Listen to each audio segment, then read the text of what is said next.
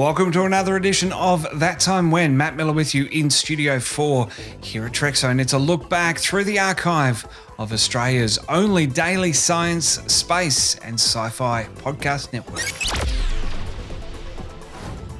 On this edition, That Time When I first met Rod Roddenberry.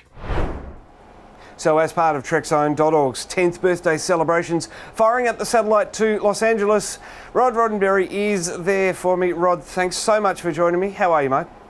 I'm doing good, and congratulations to you. 10 years, that's kind of a milestone.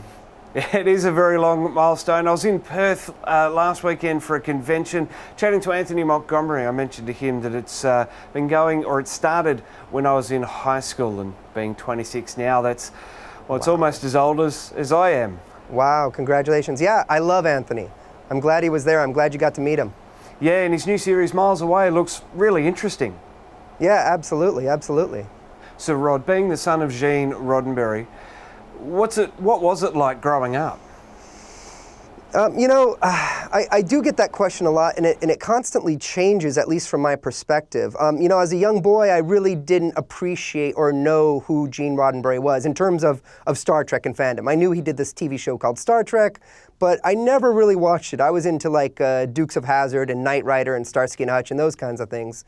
But as I got older, I began to understand a little bit about Star Trek, but it wasn't until he passed away that I really sort of opened my eyes and ears to what Star Trek was. That it was far more than just entertainment. It touched lives, it inspired people. And I spent the following years, I'd say every year since then, sort of examining what it was about Star Trek and my father's philosophy that inspired so many people. And it's something that I've really connected with and am trying to incorporate into my life. And it's something I genuinely want to continue on because I believe in that future. I'd say I would go beyond just a fan of Star Trek. I'm a fan of the philosophy, and I do believe in the human potential. I have seen it. I think we've all seen it. So not to go on too much about this, but now it is the best burden I could possibly have. And I only say burden because it's somewhat self-imposed, any difficulties that come from it, but the benefits far outweigh anything negative. And I'm just extremely proud of it. What do you think makes fans love Star Trek so much, and what makes it such an enduring franchise? Well, I really have to say it's because Star Trek is more than just science fiction. Now I love Star Wars, and I have nothing negative to say about Star Wars, but Star Wars is a wonderful story, and I don't know that there are that many life lessons except for, do good.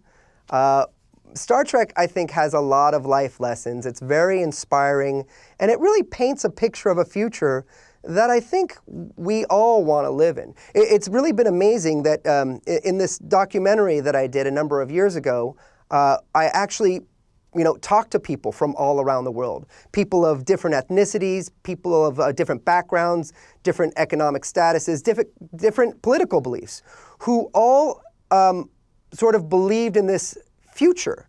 They all sort of came together and said, despite what we believe now, we want to live in a future like that. And I love the way that Star Trek sort of can bring humanity together like that. Now, some may say it's just a TV show, and it is just a TV show, but, dare I say, there are some books out there that are only books, but we take special meanings from them and we incorporate them into our life.